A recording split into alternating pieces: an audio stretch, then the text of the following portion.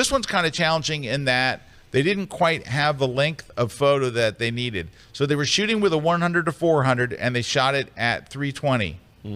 Tip, go to 400. Yeah, definitely. Well, you really needed a 600, right? Because this is about the surfer. Or It's not about this wave over here. It's not about this part of the wave.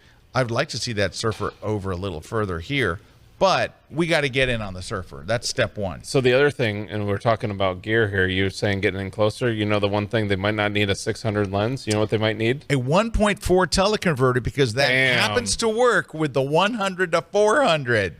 You can put a 1.4 on there, and then it's 580. And you got to think, you're going to lose one stop of light, but you're shooting at F14. You're never going to have to worry about it. Never going to have to worry about it. That's just a great way. And these are the stuff we talk about with gear. Like, people don't know that stuff. Like, and it frustrates them. Oh, yeah. I'm also going to tell you one other thing you can do. You need to get your shutter speed up. Your shutter speed is 1/640th of a second. Really, you need to be at 1/1000th of a second to stop moving action. He's moving. It's not blurry. It's okay. Well, the only you would do that is go into F11. I bet you go to F11. And F11 is where you want to be anyway. F14 is it's the no man's land. Why do we like F11 so much? You're getting a preview of the gear conference. The reason we like F11 so much is because on most lenses, it's still a very sharp f-stop. Because I don't know if you know this, but lenses have f-stops that are particularly more sharper than the other ones, right? Often it's F8. Often F8 is the sharpest, but it just depends on the lens. And I have a method that you can test your lens to find out exactly which f-stop is on your particular. So instead of just saying it's F8, but what if it's not? What if it's F9? Because there's lenses that go to F9. There's ones that go to F10 and F11. It just depends on your lens. But F11 would have sped your shutter speed up. It probably would have been 1,000. It fixed all kinds of stuff, but you still should have been at 600 millimeter. All right, let's start with cropping. Let's at least get in with that. I'm thinking, let's get to 600 millimeters and more. You still want to see the water in the wave. It's a more interesting wave on this. I think seeing it's going up here is more interesting than just foam, because this part of the wave has already crashed. So let's go over here. Let's put him in a lower third there kind of spot. All right. The other thing is let's go to Adobe Landscape.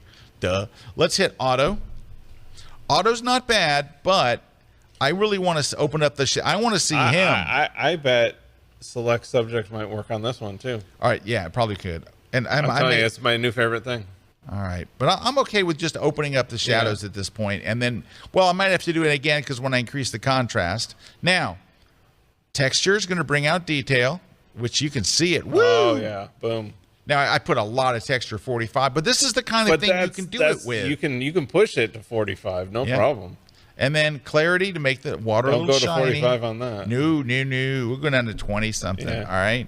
So that's okay. I like the the best tip there. Make sure your clarity is at least half of what you did for texture. Yeah. You don't want to get that out of balance, or you're going to see it start to look HDR-ish.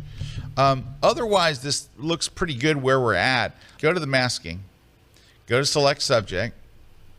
Boom. Got him. Then, good. By the way, when you choose select subject, it turns him red. That's a tint overlay to let you know this is what I selected. As soon as you touch one of the sliders, the red tint goes away.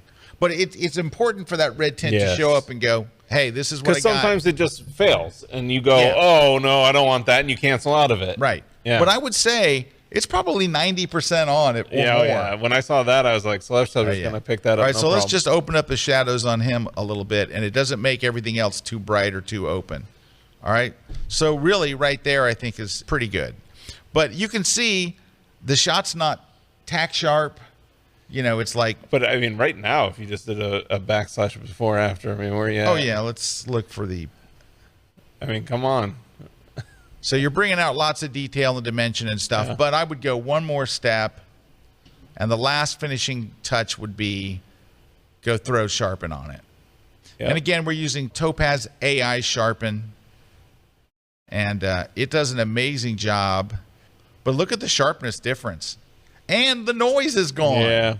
The sharpness it's way sharper, but the noise in his face is gone. Come on. Freaking AI. So there's the original image, and there's the, I think, much more dynamic.